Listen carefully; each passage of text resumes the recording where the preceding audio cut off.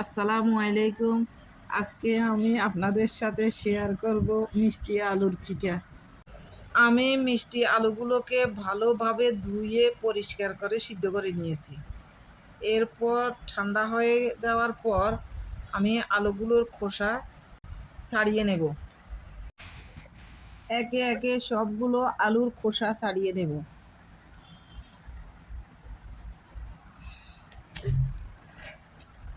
এরপর আমি এখানে দিয়ে দিলাম চিনি, এরপর দিয়ে দেব লবণ।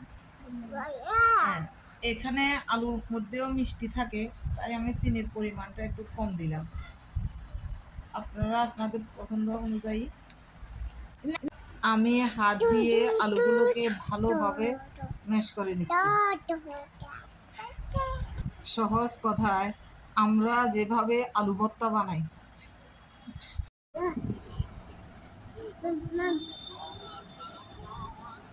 এখানে আমি 1 কাপ চালের গুঁড়ো দিলাম, দিয়ে ভালোভাবে এগুলোকে ম্যাশ করে নেব।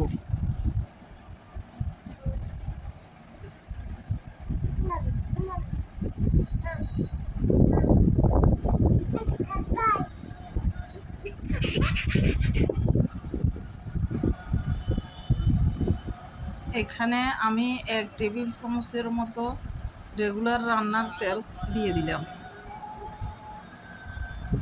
দিয়ে ভালোভাবে সবগুলোকে একসাথে মিক্স করে নেব।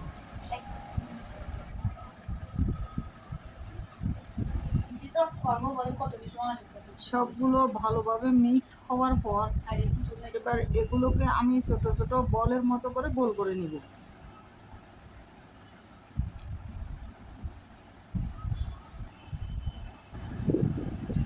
এরপর এগুলোকে আমি তেলের মধ্যে ভেজে নেব।